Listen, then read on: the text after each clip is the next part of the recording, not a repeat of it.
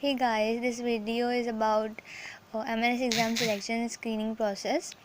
तो selection screening process actually होता क्या है और कैसे होता है, क्या स्टेप्स होते हैं, क्या प्रोसीड्योर है, पूरा प्रोसेस कैसे कंप्लीट होता है। तो इसके बारे में मैं आपको बताती हूँ सीक्वेंस से कि सिलेक्शन स्क्रीनिंग प्रोसेस के पहले और बाद में किन किन बातों का आपको ध्यान रखना पड़ता है। तो देखिए, जब आप अपना नीट एग्ज़ाम दे देते हो, आप रिटन क्लियर हो जाता है आपका, मतलब जब आप अगर आप शॉर्टलिस्ट हो जाते हो तो फिर आपको जो पहला स्टेप है सिलेक्शन स्क्रीनिंग प्रोसेस का वो यही है कि आपको कॉल लेटर आती है, यानी कि इनवाइट आती है सिलेक्शन स्क्रीनिंग प्रोसेस के लिए, आपको ईमेल आता है वो एक बेसिकली। तो यही अब इसका सिलेक्शन स्क्रीनिंग प्रोसेस के पहले ध्यान रखने की बातें क्या हैं कि जब आपको कॉल लेटर आती है, मतलब जब आप एडमिट कार्ड डाउनलोड कर लेते हो अपना, तो उस पर आपका शेड्यूल मेंशन होता है, डेट मेंशन होती है कि कब आपका सिलेक्शन स्क्रीनिंग प्रोसेस है और आपको सेंटर पे तब पहुंचना होता है। तो उसके पहले, तो सिलेक्शन स्क्रीनिंग प्रोसेस के पहले के स्टेप में क्या हो गया कि आपको सारे डॉक्यूमेंट्स प्रिपेयर करने पड़ते हैं। आपके एडमिट कार्ड पे वो मेंशन रहते हैं, वो डॉक्यूमेंट्स आपको प्रिपेयर करने होते हैं और आपको टाइम पे सेंटर पे जाना होता है। यही इसके पहले ध्यान रखने वाली बातें हैं। वो डॉक्यूमेंट्स क्या होते हैं उसके बारे में आप चाहोगे तो मैं अलग से वीडियो बना दूँगी, कमेंट कर देना आप लोग। तो ये पहले ध्यान रखने वाली बात है। इसके बाद सेकंड स्टेप क्या होता है, आपने एडमिट कार्ड डाउनलोड कर लिया, आप फिर आपको सेंटर पे पहुंचना होता है टाइम पे। आपकी शेड्यूल जो मेंशन है उसी शेड्यूल पे आपको वहाँ जाना होता है। अब इसका जो सेंटर है वो मोस्टली जो होता है वो बेस हॉस्पिटल दिल्ली का होता है, जो वहाँ पे आता है, दिल्ली बेस कैंट में है बेस हॉस्पिटल, वहाँ आपको पहुँचना होता है। फिर जब आप वहाँ जाते हैं तो अभी जो सिलेक्शन स्क्रीनिंग प्रोसेस है एक्चुअली इसके अंदर 4 चीज़ें हैं: इंटरव्यू, सीबीटी, पैट और मेडिकल। इन चारों को आपको क्लियर करना होता है।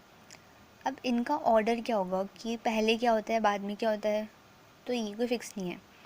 वहाँ पे एक दिन में, मतलब इस बार की अगर मैं बताऊँ 2022 की, तो यहाँ इस बार ही क्या था कि एक दिन में 100 बच्चे थे शॉर्टलिस्ट कैंडिडेट्स जो थे। तो उनमें क्या करते थे, वो डिवाइड कर देते थे कि कुछ बच्चों का सीबीटी होगा, कुछ का इंटरव्यू होगा और जो बाकी हैं वो मेडिकल में जाएंगे। अब मेडिकल में ऐसा नहीं कि एक मेडिकल में बहुत सारे टेस्ट होते हैं, तो कुछ बच्चे जो होते हैं वो उनको टेस्ट के लिए भेज देते हैं, ऐसे चलता है। ठीक है, तो ये उसके बाद फिर पैट भी होता है।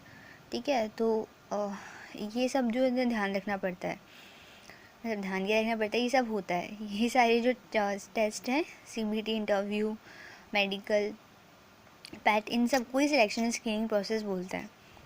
बस इसी वजह से उसमें 4 से 5 दिन लग जाते हैं। और मोस्टली जो इंटरव्यू सीबीटी है वो एक दिन में हो जाता है, और मेडिकल में भी कुछ टेस्ट हो जाते हैं, जैसे कुछ टेस्ट बचते हैं फिर उनके अगले दिन वो बाकी के टेस्ट होते हैं। और फाइनल डे पे उनका मेडिकल बोर्ड होता है जिसमें उनको वो मेडिकली फ़िट है या अनफिट ये पता चल जाता है।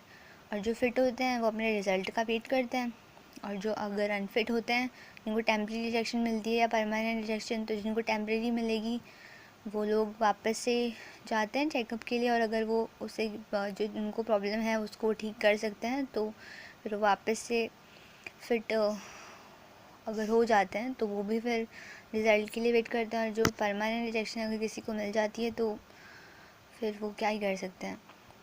तो यही पूरा सिलेक्शन स्क्रीनिंग प्रोसेस होता है। और इसके बाद में ध्यान रखने की बात यही है कि अगर आप मेडिकली फ़िट हैं तो ठीक है, रिज़ल्ट का वेट करिए।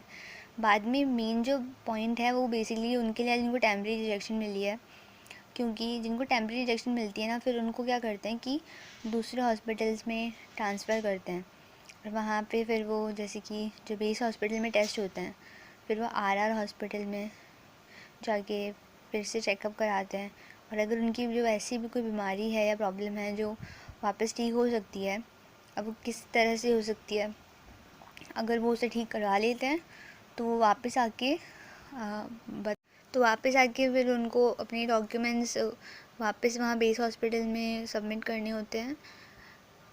तो और फिर वो अगर फिट हो जाते हैं तो फिर वो भी अपने रिज़ल्ट का वेट करते हैं। तो यही बात का प्रोसेस होता है, और यही पूरा प्रोसेस है सिलेक्शन स्क्रीनिंग का।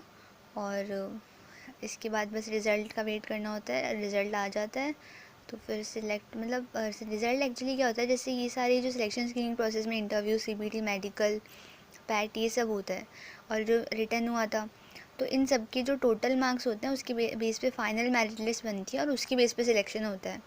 ऐसा नहीं है कि सिर्फ कोई मेडिकली फिट भी आ गया तो वो सिलेक्ट हो गया, ऐसा भी ज़रूरी नहीं है। वो जो फाइनल मेरिट लिस्ट बनती है उस अकॉर्डिंग सिलेक्शन होता है, सबके मार्क्स उसमें ऐड होते हैं। ओके, तो ये सिलेक्शन स्क्रीनिंग के बारे में कंप्लीट प्रोसेस था, बट ये जनरल प्रोसेस था कि सिलेक्शन स्क्रीनिंग प्रोसेस में क्या होता है, कैसे होता है। अगर आप ये जानना चाहते हो कि मेरा सिलेक्शन स्क्रीनिंग प्रोसेस का एक्सपीरियंस कैसा था, क्या क्या स्टेप्स मैंने फॉलो किए, कैसे हुआ था सब कुछ, तो मैं अपना एक्सपीरियंस बताऊंगी। तो आप उसका वीडियो अगर आप चाहते हो तो प्लीज़ कमेंट करिएगा, और please subscribe and like if you आपको ये चीज़ बेनिफिट करे वीडियो थोड़ी भी। Thank you.